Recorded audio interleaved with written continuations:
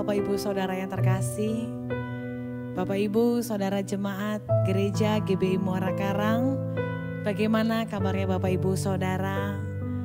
Saya Rahel Mutiara mengucapkan selamat hari Minggu.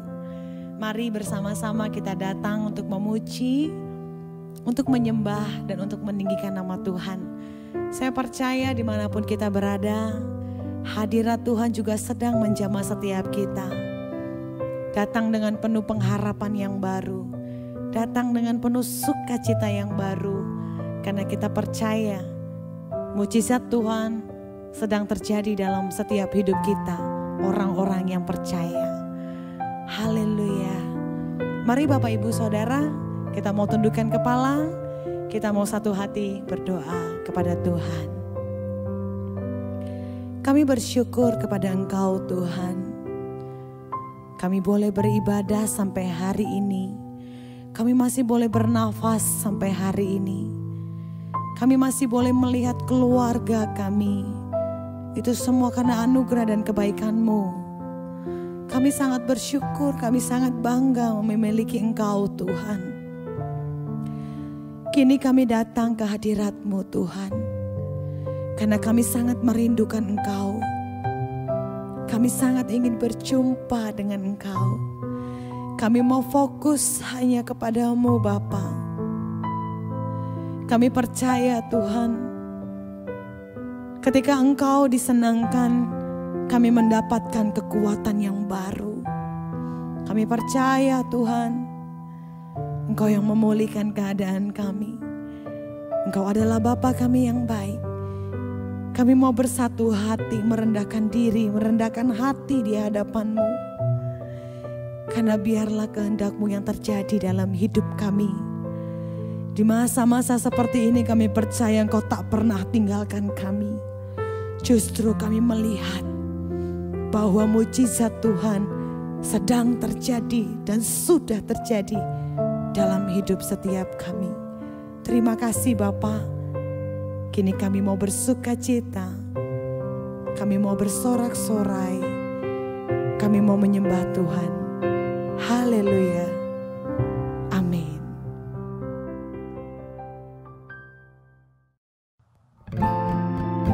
Kami terkagum akan kebaikan-Mu Tuhan. Kami mau bersukacita dan bersorak-sorai karena Tuhan.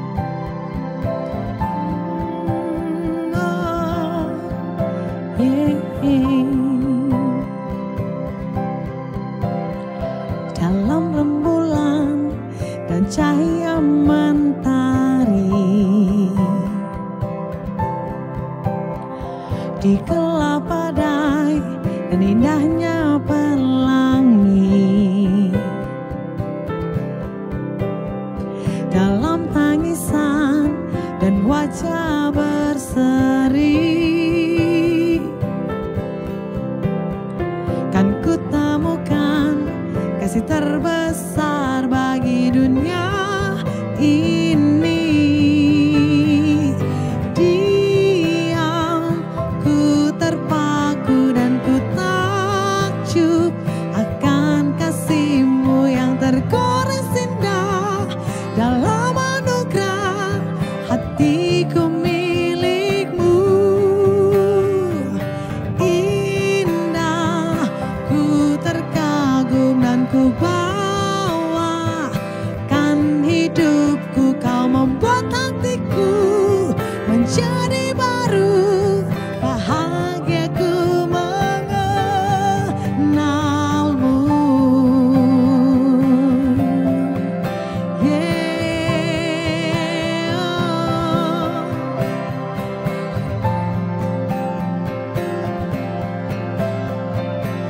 Mari bersama-sama bersukacita. Dalam rembulan dan cahaya mentari, di gelap badai dan indahnya pelangi, dalam tangisan dan wajah berseri, kan ku temukan kasih terbesar bagi dunia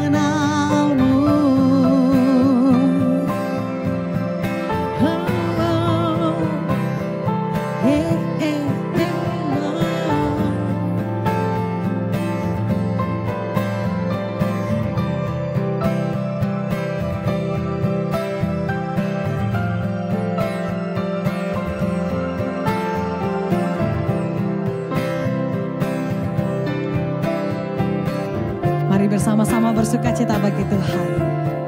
Yes. Katakan, diam, ku terpaku dan ku takjub akan kasih-Mu yang tergores indah dalam anugerah hatiku milik-Mu. Oh, indah, ku terkagum dan ku bawakan hidupku. Kau membuat hatiku menjadi baru, bahagiaku mengenal diam, ku terpaku dan ku terjub akan kasih-Mu yang tergores indah dalam anugerah hatiku milik-Mu.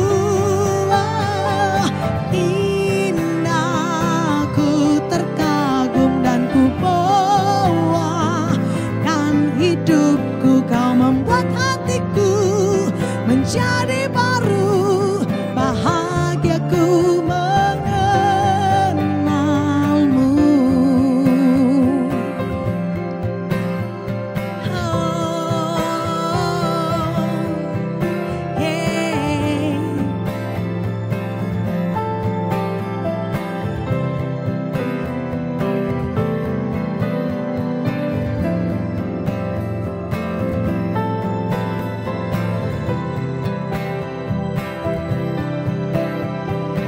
Kami terkagum akan kasih-Mu Tuhan. Kami mau terus bahagia karena kami mengenal Tuhan. Yes.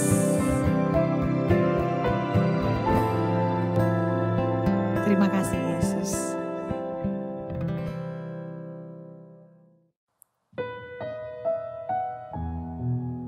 Setiap hari, mari kita selalu mengingat kebaikan Tuhan. Apa yang sudah Tuhan buat dalam hidup kita, itu penuh dengan kasih-Nya, penuh dengan cinta-Nya, penuh dengan anugerah-Nya. Mari Bapak Ibu Saudara,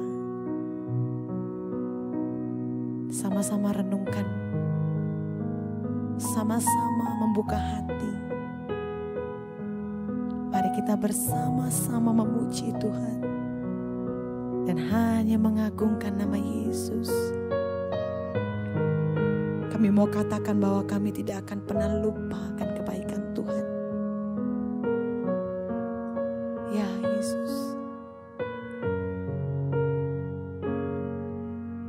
Ingat kasih-Nya, ingat kebaikan-Nya,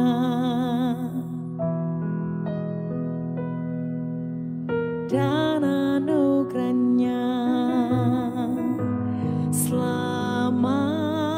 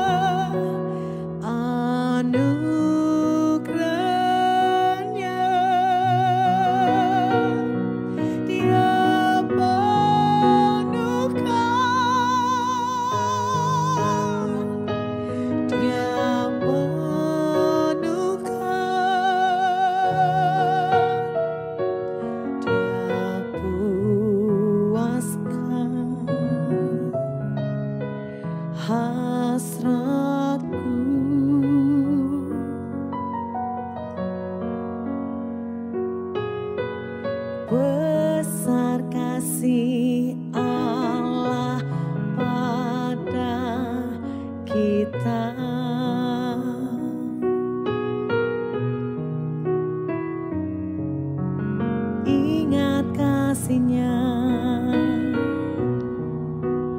ingat kebaikan-Nya,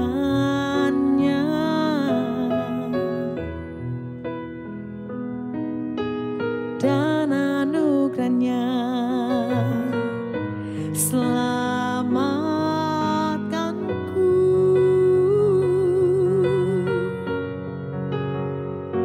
sebab kasih-Nya setinggi langit, kasih setia Allah pada kita.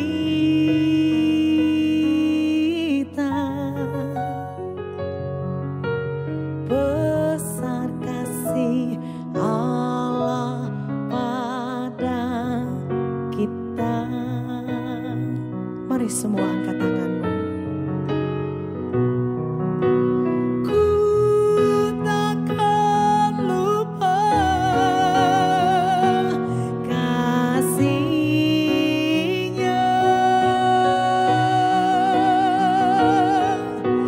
Ku takkan lupa anugerah-Nya.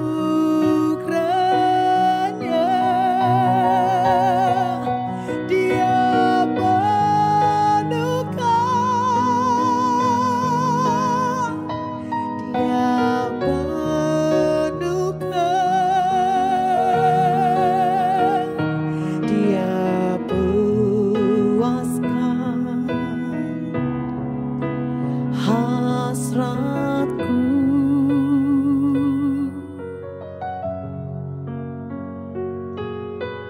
Besar kasih Allah pada kita, ku takkan lupa,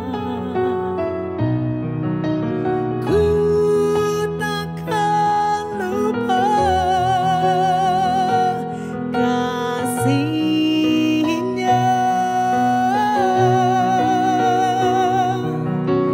Ku takkan lupa anugerah-Nya.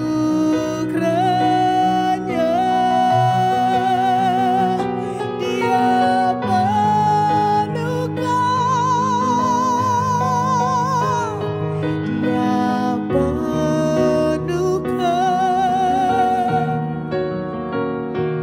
Dia puaskan hasratku.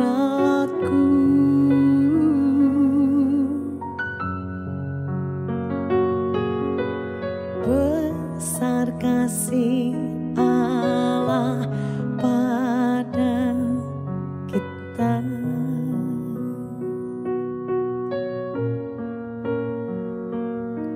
Mari renungkan betapa baiknya Tuhan. Jangan pernah Engkau lupakan Tuhan. Mari datang untuk menyembah Dia. Mari datang untuk menyambut Yesus. Kami mau berterima kasih. Terima kasih. Terima kasih. Yesus, Kau tak pernah tinggalkan kami. Kau selalu ada. Kasih-Mu melingkupiku.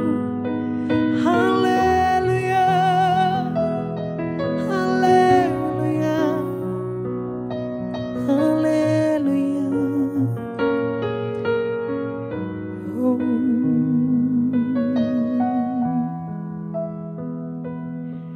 Ya Bapa, kami semua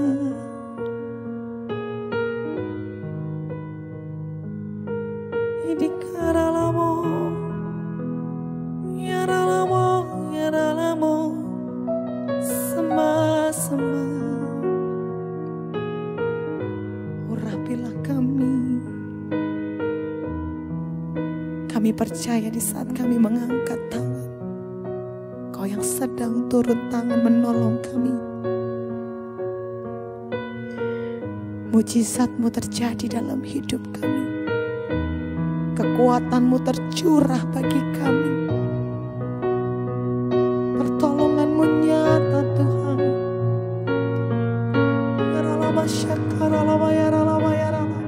Teruslah berdoa, teruslah berharap dan percaya Yesus.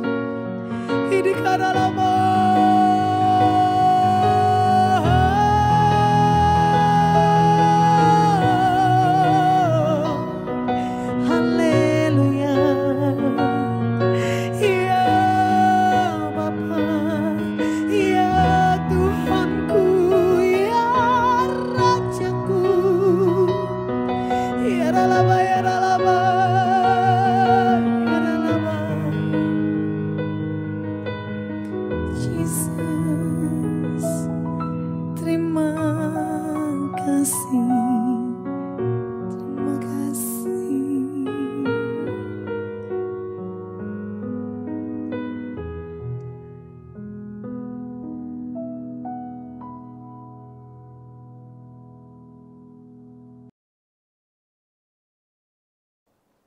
Shalom, apa kabar Bapak Ibu Saudara Jemaat GBI Muara Karang? Saya bersyukur dan bersuka cita bisa menjumpai Bapak Ibu Saudara lagi dalam kesempatan kali ini. Walaupun masih dalam keterbatasan secara online, tetapi saya percaya Tuhan kita adalah Tuhan yang tidak bisa dibatasi oleh apapun. Saya percaya bahwa saat ini waktu saudara buka hati buat firman Tuhan, Tuhan sanggup melawat kehidupan kita semua. Terima kasih buat Pak Fajar dan Ibu yang sudah memberikan kehormatan ini buat saya. Dan saya percaya bahwa melayani Tuhan untuk membagikan kebenaran firman Tuhan, memberitakan kebenaran firman Tuhan merupakan sebuah kehormatan yang Tuhan berikan. Nah, saya akan terus menganggap ini sebagai sebuah kehormatan. Nah, mari sama-sama hari ini kita akan lihat kebenaran firman Tuhan. Tentu bagian firman Tuhan ini merupakan bagian firman Tuhan yang tidak asing buat saudara. Ini sebuah peristiwa kisah yang dicatat dalam perjanjian baru ini merupakan sebuah kisah dan peristiwa yang sangat kita kenal, populer sekali. Bahkan saya yakin selama masa pandemik ini, kisah ini atau peristiwa atau bagian firman Tuhan ini telah banyak dikhotbahkan, telah banyak disampaikan oleh hamba-hamba Tuhan dan sudah banyak mendengarkannya. Tapi tidak ada salahnya untuk hari ini sama-sama kita lihat lagi bagian daripada firman Tuhan ini untuk kita kemudian menarik keluar beberapa prinsip kebenaran penting dari bagian firman Tuhan ini. Mari sama-sama kita buka dalam Markus pasal 4. Ayat yang ke-35 sampai ayat yang ke-41. Saya ulang sekali lagi. Markus pasal 4 ayat 35 sampai ayat 41. Ada sebuah peristiwa yang sangat populer dalam kisah ini. Dalam bagian firman Tuhan ini. Markus 4 ayat yang ke-35 sampai ayat yang ke-41. Pada hari itu, waktu hari sudah petang, Yesus berkata kepada mereka, marilah kita bertolak ke seberang. Mereka meninggalkan orang banyak itu lalu bertolak dan membawa Yesus beserta dengan mereka dalam perahu di mana Yesus telah duduk. Dan perahu-perahu lain juga menyertai dia. Lalu mengamuklah taufan yang sangat dahsyat dan ombak menyembur masuk ke dalam perahu sehingga perahu itu mulai penuh dengan air. Pada waktu itu Yesus sedang tidur di buritan di sebuah tilam.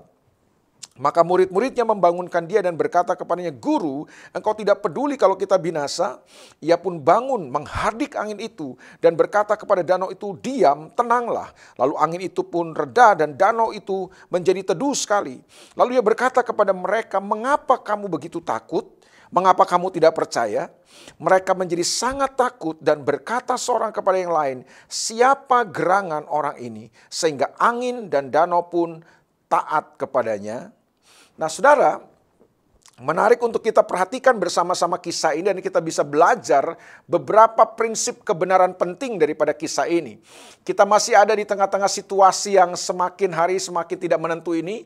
Kita masih ada di masa-masa pandemik ini dan banyak orang yang sudah mungkin mengalami banyak hal. Saudaraku, ada orang-orang yang kehilangan orang-orang yang dicintai, bagian daripada kehidupannya. Ada banyak orang mungkin kehilangan income, kehilangan pekerjaannya, bahwa masa pandemi ini telah memukul banyak sekali sendi kehidupan, bahwa masa pandemi ini telah berdampak begitu banyak, begitu hebat dalam semua lini kehidupan. Perubahan-perubahan terjadi, transisi-transisi terjadi dalam kehidupan kita. Ada banyak yang berubah dari hidup kita.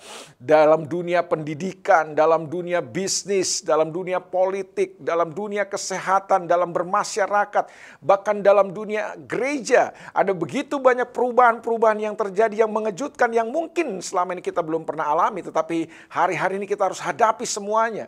Dan banyak orang mungkin mengalami frustasi dalam keadaan-keadaan seperti itu, situasi seperti ini. Tapi percayalah Bapak Ibu Saudara, kita tetap punya Tuhan yang mengendalikan segala sesuatunya dalam kehidupan kita. Nah, mari sama-sama kita akan belajar, saudaraku. Apa pesan penting daripada kisah ini? Satu kali Alkitab berkata bahwa Yesus berkata kepada murid-muridnya, atau Yesus mengajak murid-muridnya, marilah kita bertolak ke seberang. Itu ada di ayat yang ke-35. Jadi inisiatif untuk bertolak ke seberang itu adalah inisiatif dari Yesus. Jadi Yesus yang mengajak mereka, saudaraku, untuk bertolak ke seberang. Perhatikan kalimatnya, marilah kita bertolak ke seberang. Jadi inisiatifnya ada pada Yesus. Yesus yang mengajak mereka ke seberang. Dan saya percaya kalau inisiatif ini datang dari Yesus, berarti ini merupakan kehendak Yesus untuk mereka ke seberang. Dan saya meyakini bahwa kalau inisiatif ini muncul dari Tuhan, maka Dia akan mengerjakannya dengan cara Dia, dengan kemampuannya, dengan versinya, dengan segala yang Dia miliki. Nah, ini yang penting, saudaraku, bahwa kemudian ketika mereka mulai bertolak ke seberang dalam perjalanan itu, kita sama-sama tahu, kemudian mereka dihantam oleh angin sakal, mereka dihantam oleh tofan yang sangat dahsyat katanya. Pelajaran penting pertama yang saya tarik daripada kisah ini adalah bahwa ketika kita sedang bergerak dan berada di dalam kehendak Tuhan, saya ulang sekali lagi, ketika kita sedang bergerak dan berada di dalam kehendak Tuhan, tidak selalu bergerak dan berjalan dalam kehendak Tuhan itu membawa kita ke jalan-jalan yang mudah. Tidak selalu membawa kita kepada jalan-jalan yang menyenangkan. Bahkan seringkali waktu kita memutuskan untuk bergerak bersama dengan Tuhan, berjalan dalam kehendaknya, bergerak bersama dengan kehendak Tuhan, kita akan mengalami hal-hal yang sangat menyakitkan, hal-hal yang sangat mengejutkan, hal-hal yang mungkin tidak menyenangkan buat kita. Sama dengan yang dialami oleh murid-muridnya. Yang mengajak ke seberang adalah Yesus. Inisiatifnya dari Yesus. Yesuslah yang berkehendak mereka bertolak ke seberang. Tapi ketika mereka mulai bertolak ke seberang dalam perjalanan mereka, mereka dihantam oleh badai yang sangat luar biasa. Hari ini, saudaraku, apapun situasi saudara, bahwa ketika kita berjalan dalam kehendak Tuhan, justru seringkali kita harus menghadapi kenyataan-kenyataan, situasi-situasi yang mungkin tidak menyenangkan buat kita. Tapi buat saya itu biasa. Nah, yang paling penting adalah harusnya jangan berfokus sama situasinya. Jangan berfokus kepada keadaannya. Jangan berfokus kepada badainya. Tapi tetaplah berfokus kepada maksud dan tujuan Tuhan. Berfokuslah kepada kehendak Tuhan dalam hidup kita. Apa kehendak Tuhan? Apa maksud dan tujuan Tuhan dalam kehidupan murid-murid waktu itu? Mereka akan bertolak ke seberang. Mereka akan sampai di seberang. Nah, berfokuslah ke situ. Itu yang menolong kita untuk kita tetap akhirnya berespon benar, bersikap benar dalam kehidupan. Saya telah menemukan banyak, saudaraku, dalam kehidupan ini adalah di saat-saat pandemi ini, ada banyak orang yang berespon salah. Banyak orang yang berpikir salah, bereaksi salah, membuat keputusan yang salah. Hanya karena kita mendapati bahwa gini, loh, saya sedang mengerjakan kehendak Tuhan. Saya sedang mau belajar setia. Saya sedang belajar mau taat kepada Tuhan. Tapi kok semuanya jadi begini? Semuanya kelihatan jadi berantakan. Kok semuanya jadi penuh dengan carut marut seperti ini? Kok semuanya serba tidak menyenangkan? Mari saya beritahu kepada saudara. Justru ketika kita berada dalam kehendak Tuhan, waktu kita mengerjakan apa yang Tuhan kehendaki dalam hidup kita, seringkali justru ujian-ujian, tantangan-tantangan datang untuk menguji sebenarnya. Apakah kita percaya bahwa kehendak Tuhan akan membawa kita ke tempat-tempat terbaik? Itu sebabnya hari ini saudaraku, tetaplah berfokus untuk mengerjakan kehendak Tuhan. Tetaplah berfokus kepada tujuan-tujuan dan maksud-maksud Tuhan dalam kehidupan saudara. Jangan terdistraction perhatian kita. Jangan teralih fokus kita. Murid-murid takut karena mereka teralih. Karena fokus mereka lebih kepada badainya. Situasi yang mereka hadapi, keadaan-keadaan yang mereka hadapi. Bukan kepada maksud dan tujuan Tuhan. Makanya beda dengan Yesus. Yesus tetap tidur di tengah badai. Dia tetap bisa beristirahat di tengah badai. Mengapa? Karena Yesus tidak berfokus sama badainya. Yesus tidak membesar-besarkan badainya. Yesus tidak fokus kepada situasi dan keadaan, tantangannya. Yesus tidak berfokus kepada situasi-situasi yang menyulitkan dan tidak menyenangkan. Yesus tetap tenang. Karena Yesus berfokus kepada tujuan dan maksud Tuhan dalam hidupnya. Dia percaya, dia tahu dia akan sampai ke seberang. Itu sebabnya hari ini saudaraku, waktu saudara berjalan bersama dengan Tuhan, saudara mengerjakan kehendak Tuhan, mungkin ada banyak hal yang saudara alami. Hal-hal yang tidak menyenangkan, keadaan-keadaan yang pahit, yang datang menghampiri saudara. Tetaplah percaya bahwa Tuhan sedang menyiapkan sesuatu yang terbaik buat kita. Tahukah saudara, kalau saudara baca setelah peristiwa ini di Markus pasal yang pertama, saudara akan menemukan di sana bahwa gini, waktu mereka sampai di seberang, mereka berhadapan atau mereka berjumpa dengan seorang yang dirasuk oleh begitu banyak roh jahat di daerah Gerasa. Dan saudara tahu, lewat pelayanan Yesus dan murid-muridnya, orang ini mengalami kelepasan yang luar biasa. Terjadi mujizat yang luar biasa. Seorang yang dibelenggu, seorang yang sedang diikat, seorang yang sedang dirasuk oleh roh jahat yang membuat dia begitu menderita dan lain sebagainya, dapat dilepaskan. Ada sebuah pelayanan yang luar biasa di sana, saudaraku. Ada sebuah peristiwa pekerjaan Tuhan yang dahsyat di sana, saudaraku. Itu yang saya mau beritahu kepada saudara. Bahwa seringkali kita cuma bisa melihat situasi dan keadaan yang kita hadapi hari ini. Kita sulit untuk melihat apa yang ada di seberang sana. Tapi percayalah saudaraku, waktu saudara dan saya berfokus bukan kepada badainya, bukan kepada situasi dan keadaan kita. Kita berfokus kepada tujuan dan maksud Tuhan dalam kehidupan kita. Itu yang membuat di tengah badai sekalipun kita dapat bereaksi benar. Di tengah kesulitan sekalipun, di tengah-tengah keadaan yang tidak menyenangkan sekalipun, kita dapat tetap menunjukkan respon yang benar dalam kehidupan kita. Kita tidak membuat pilihan-pilihan yang salah. Kita tidak membuat keputusan-keputusan yang ngawur dalam hidup kita. Kita tetap bisa bersyukur kepada Tuhan. Kita tetap dapat percaya kepada Tuhan. Mengapa? Karena fokus kita bukan kepada situasi dan keadaan. Hari ini, jangan berfokus kepada badai saudara. Jangan berfokus kepada situasi dan keadaan saudara. Berfokuslah kepada maksud dan tujuan Tuhan. Berfokuslah kepada kehendak Tuhan dalam hidup saudara. Bahwa kalau Yesus berkata, mari kita bertolak ke seberang. Percayalah, kita akan sampai di seberang. Dan di seberang ada apa? Di seberang ada sesuatu yang jauh lebih dahsyat, jauh lebih besar yang Tuhan siapkan buat kita. Ada perkara-perkara luar biasa yang akan Tuhan nyatakan di sana. Sebabnya hari ini saya percaya saudaraku, di balik semua situasi saudara, Tuhan sedang menyiapkan sesuatu yang besar. Buat masa depanmu, buat keluargamu, buat hidupmu, buat pelayananmu. Itu sebabnya gini, jangan berfokus sama situasinya. Hari ini bangkit, saudaraku. Tetaplah percaya, tetaplah melihat, tetaplah berfokus kepada tujuan, maksud Tuhan.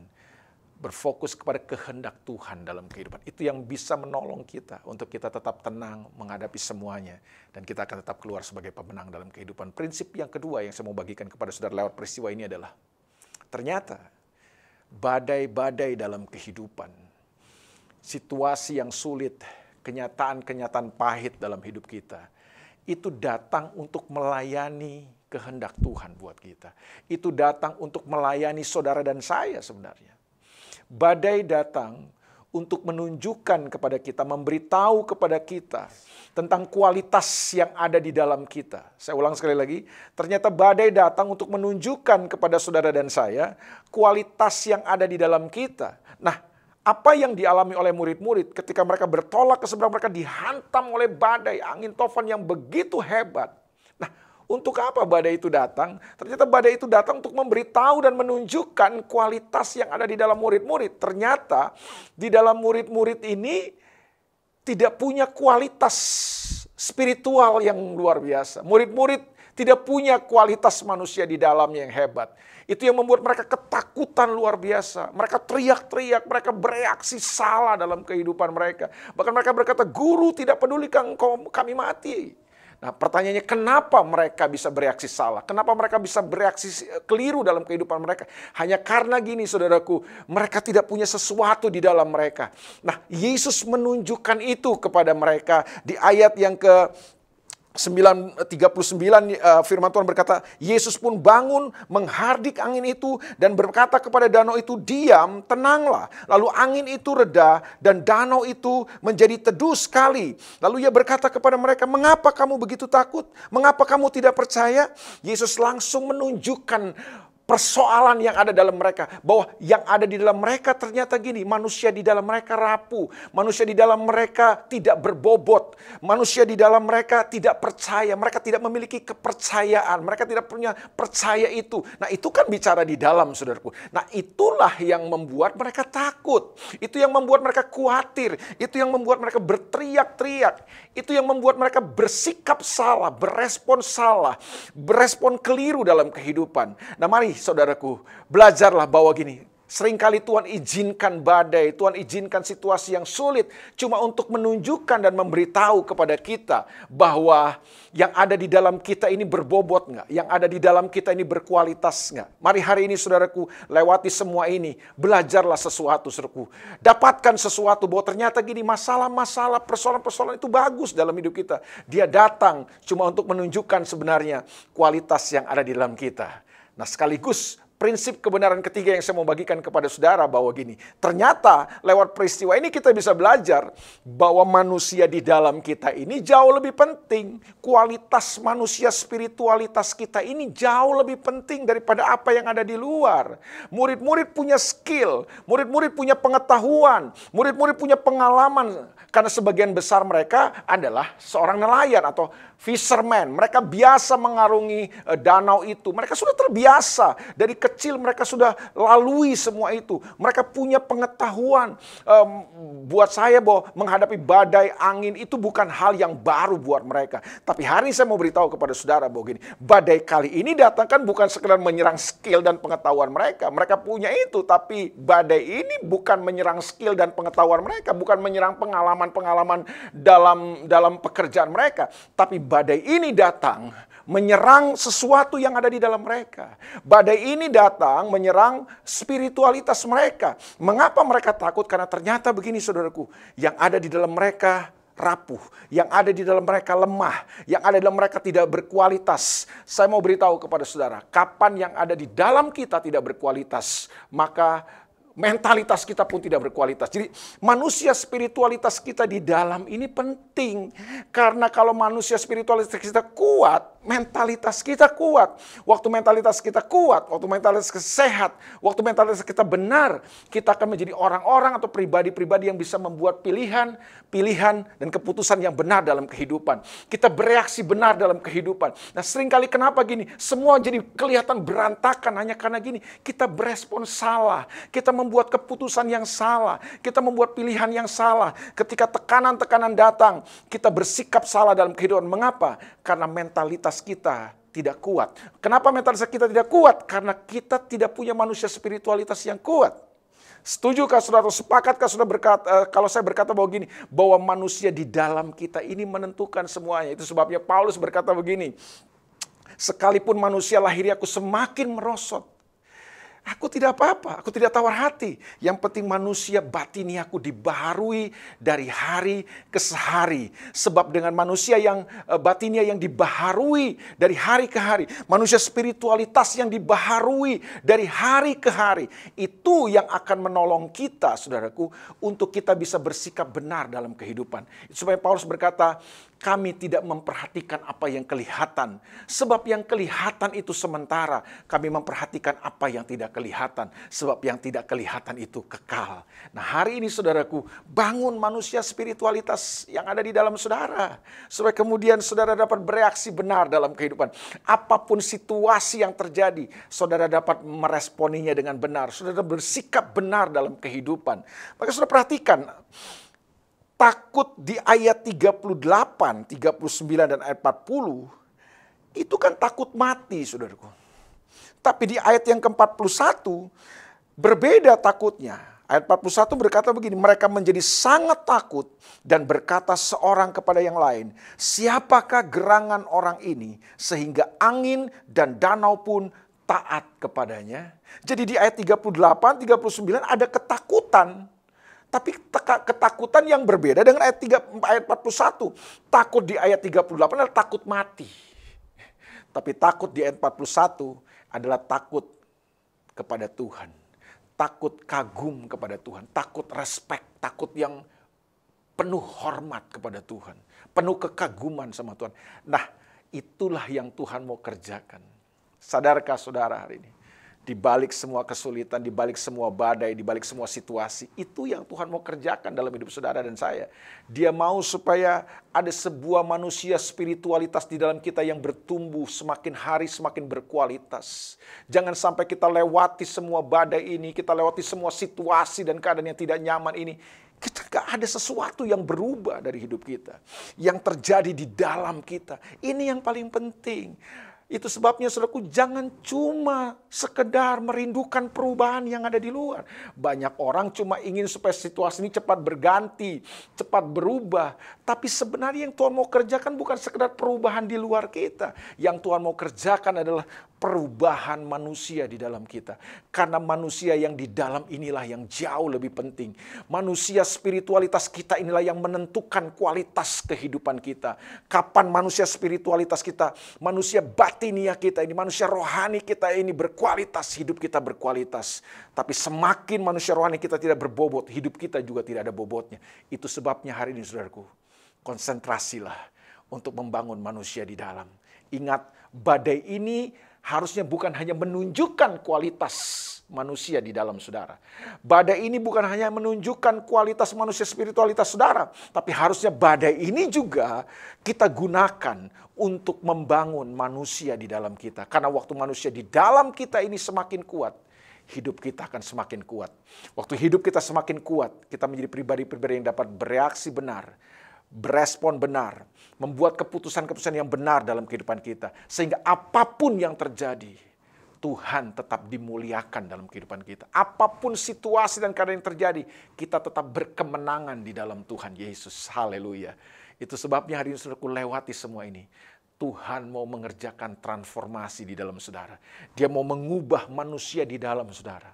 Saya berdoa supaya jemaat ini semakin terus bertumbuh di dalam manusia spiritualitas saudara. Itu sebabnya gunakan waktu-waktu ini. Dan saya percaya saudaraku, tidak ada waktu terbaik selain daripada hari-hari ini. Tuhan beri kita waktu banyak untuk membangun manusia di dalam kita saudaraku. Tuhan mengobral pewahyuannya. Tuhan mencurahkan pewahyuan yang begitu luar biasa. Ini saatnya saudara nggak bisa bilang lagi, oh saya sibuk, ini sibuk. Nggak ada alasan lagi saudaraku. Semua kita bisa mendapatkan sesuatu dari Tuhan. Kita semua bisa mengalami sesuatu dari Tuhan. Tuhan dengan murah hati mau mencurahkan itu dan menyatakannya kepada kita. Sekarang waktunya. Ambil waktunya sungguh. Bangun manusia di dalam saudara. Jangan sampai saudaraku untuk goes sepeda, untuk olahraga saudara bisa. Olahraga bagus, goes bagus, jalan pagi bagus, lari bagus. Itu untuk body kita. Tapi bagaimana dengan manusia spiritualitas saudara? Ingat, manusia di dalam saudara itu jauh lebih penting. Kalau saudara concern dengan tubuh saudara, harusnya juga saudara concern dengan manusia rohani saudara. Ambil waktu, baca firman, ambil waktu bersekutu dengan Tuhan lewat firman Tuhan. Ambil waktu untuk bersekutu lewat pujian, penyembahan. Ambil waktu bersekutu dengan orang-orang percaya. Kita bangun manusia yang di dalam kita. Karena waktu manusia di dalam kita berkualitas, maka kita bisa hadapi semuanya, saudaraku. Ketakutan murid-murid di ayat 38 diubah Tuhan menjadi sebuah ketakutan yang ilahi, saudaraku. Nah, itu yang Tuhan mau kerjakan dalam hidup. Adakah itu dalam hidup saudara? Biarlah semakin hari ketakutan kita kepada Tuhan, kesadaran kita akan Tuhan, kesadaran kita akan hadiratnya, kehausan kita, kekaguman kita sama Tuhan semakin bertumbuh.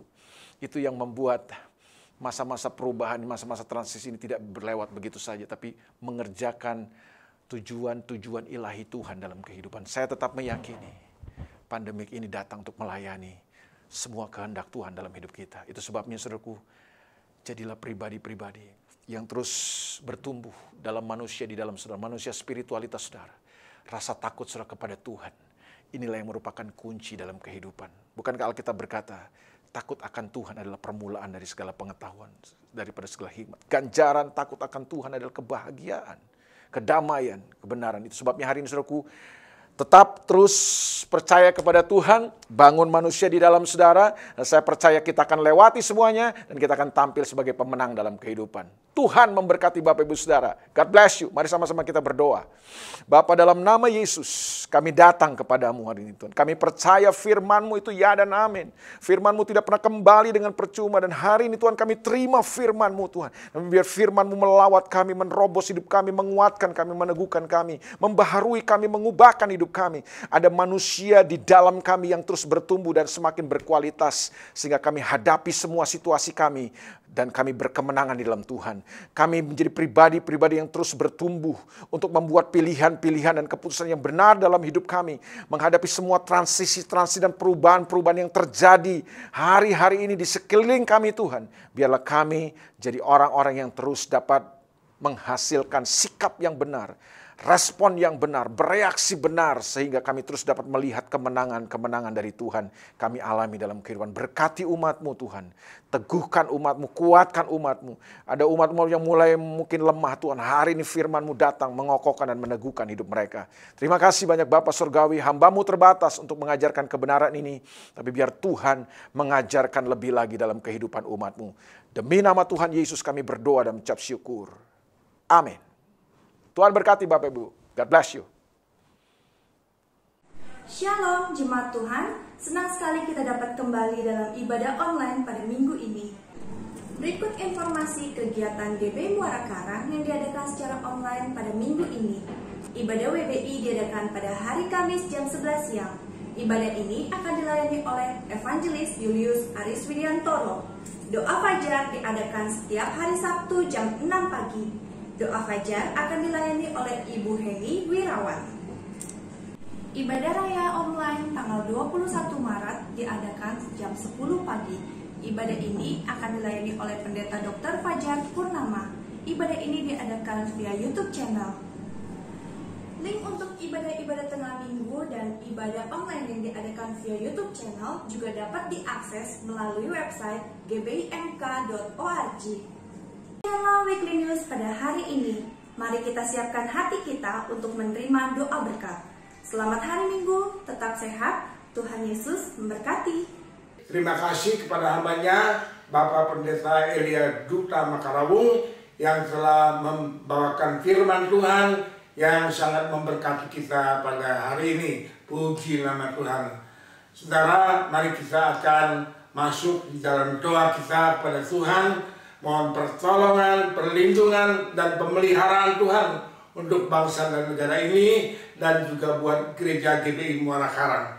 Puji Tuhan, kita akan tundukkan kepala saudara.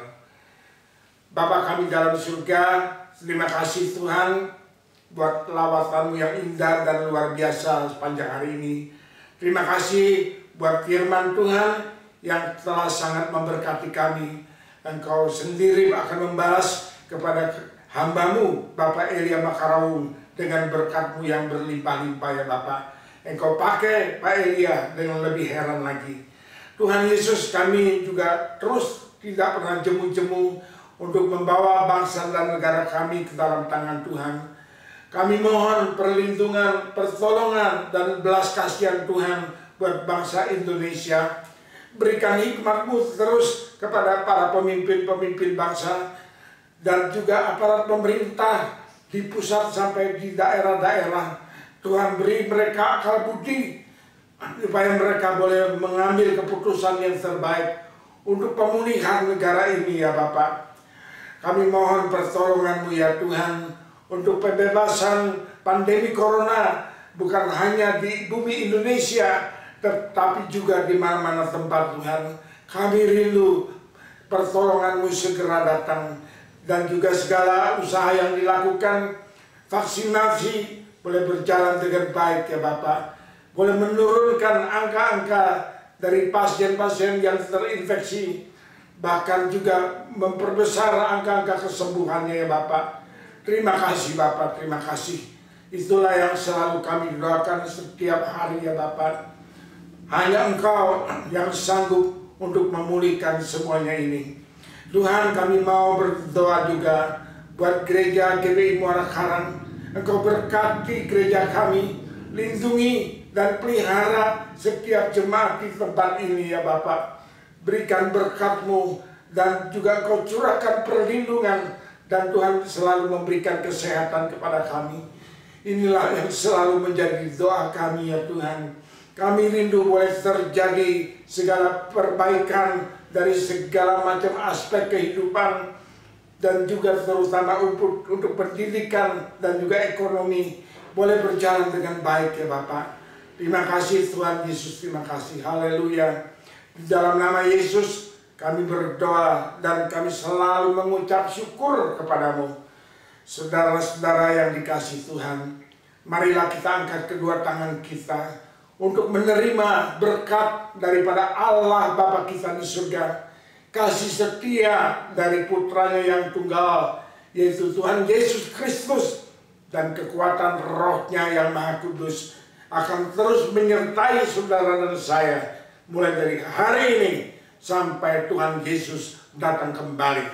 Mari kita semua yang percaya dan yang diberkati Tuhan, kita katakan sama-sama, amin. Tuhan Yesus memberkati.